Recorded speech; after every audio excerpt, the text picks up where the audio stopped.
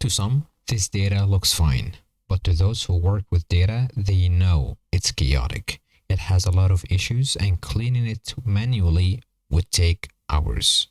Today, we'll learn how to get from this messy data to this clean, structured data with Power Query. To follow up, the practice sheet will be in the description below. Make sure to download it and follow up. Before we get into Power Query, let's have a look here on the issues we have at hand. From the left side, transaction ID, that is supposed to be a unique number, but we can see clearly here that it is duplicated. We can see that we have blank rows. For the customer name, we can see that there are spaces in the names. So if we try to use XLOOKUP, VLOOKUP, index match, it wouldn't work. For the date, we can see here that it's not unified. We can see 1/1, we can see January 7th. So it is completely different. Even if we try to change it from here, it wouldn't work. As you can see, revenue would be another issue, as right now we cannot add it. It is embedded as text, it's not a number. If we try to add it right now, let's try to add it to check. It's given us 0, which isn't true. So we cannot add it. For products, we have widgets. One of them is full uppercase, one of them is lowercase, one is capitalized. Right now, if we created a Power Pivot, it would give us issues because those are 3 different products. The ref, we wouldn't be able to sum it. The date, we wouldn't be able to get anything related to it. So let's work on it. Now let's load the data into Power Query. To do that, we need to turn this data into a table first. So to do that, just Control T and it's a table. Now go to data. After that, you can see this section here. If you click on Get Data, you can see that you can load data from all sorts of things, from Excel sheets, folders, CSV, from Azure, from databases. But for now, we want table or range. Click on it, and you would see this in front of you. Here on the right side, we can change the name of the new table, which is the query. Here, every single step or modification we make into this data gets stored into applied steps. We can delete it, we can change the order of it, and even if we click on a specific step, we can see how the data looked like at that point.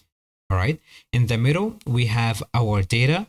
If we look next to the column name, we can see these here, ABC or $, for example. This is the data type that is inserted for the columns. All right. First one here, we can see home. There is transform and there is add column. We will get into each one of them at a time. Now let's start working on the data. First of all, let's remove duplicates and blank rows. To do that, from the first window, home, we can see these options here. Remove column, we will not touch it. Remove rows. If we click on it, we have these options. We have remove blank rows here, remove errors, and remove duplicates. So let's remove duplicates first. As you can see, duplicates removed. Let's remove blank rows now. And there you go. That is blank rows. It's as simple as that. Let's go to the customer name. Right now, there are spaces in it. So to do that, go to Transform, Format, then Trim. That removes spaces. But in case any of those headline breaks, Trim will not clean it. So we use Clean as well. Right now, it has been cleaned and it's unified. Let's go to Product. Same thing. Transform, Format, then let's capitalize each word. Now it's been unified. Now for the revenue, if you look here, it's been automatically turned into currency. So we don't have to do anything. Already Power Query did that work for us. Now the date is a tricky one.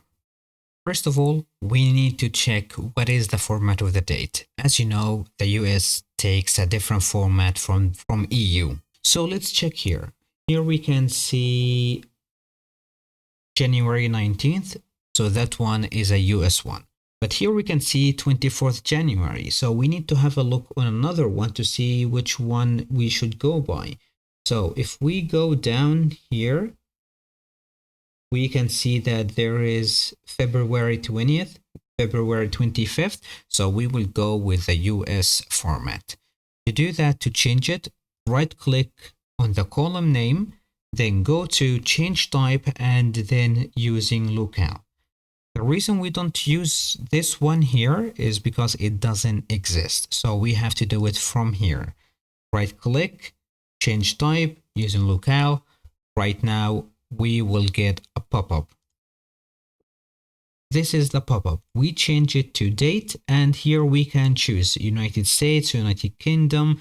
We can choose any one we want. Hit OK. You might see here that some of them give errors. Those are the ones that could not be parsed into the US format. Most likely they are an EU format, so we would need to adjust them manually. There is no workaround for those. So let's load the data, and then after that we would check how would it look like, and after we fix the format of those missing ones, we would check if it would update automatically or not. To load the data, just click here, close and load. It would load it into a new sheet. Now let's check which ones are empty. Let's just remove everything, go down, blank, and as you can see, we have 9 values. So we would need to adjust them one by one. Now, as we updated the remaining dates, we don't have to do all the steps from the beginning again. All we need to do is just refresh the query and it would run automatically. To do that, go to data, then hit refresh. And as you can see, it disappeared. We no longer have any blank rows. Now in the original data, we have the region abbreviation. In the region tab or region sheet, we have the region abbreviation and region name. If we want to get the region name into this table, normally we would use XLOOKUP, VLOOKUP, or even index match. But let's do it with Power Query. Let's go into the table, load it into Power Query first, data from table or range, and it would load Power Query for us. On the left side, we can see all different queries we have. So let's go to the original one. In order to merge both tables or merge both queries to look up value from the second one into the first one, we need to use something called merge queries. So from home, as it is, merge queries. And we will receive this pop-up. We would choose the first column, and then we would choose the table and the column that we would match the data to. Leave it as it is, left outer, because we want to match the data only into the first table. We don't want to add any additional data. So hit OK. It added the second table into this first table. So right now we can simply do this. We can click on it, uncheck everything, and check only the region name. We can remove this one here, as it would give us the original name without the name of the table. Hit OK, and there you go. We have the region name. So this one, we can remove it, the abbreviation one. Right click and remove. Now, let's load it. Load everything. So we would hit close and load. And as you can see, it created a new table for us for this data that is a region. But we don't really need it. We only want the data from it. So in order to keep it only as a connection, in order to get this window, go to data, then in the middle you would see queries and connections, then queries. Right click on it, and then you would see something that says load to. Click on it, and we have these options. We only want to create a connection. Hit OK. OK. And there you go. We can delete this sheet right now. So what happens if we decide that we no longer want to commit to a step? These notes here, let's say we want to remove them. We can simply remove them, right click and remove. And there you go. It has been removed. If we want to see how it looked previously, we'll just click on the previous step. And there you go. The notes are still there. Let's go here, and we no longer have notes here. If we want to go back on that step, just remove it. Remove the step. And there you go. Notes here. Let's only remove region.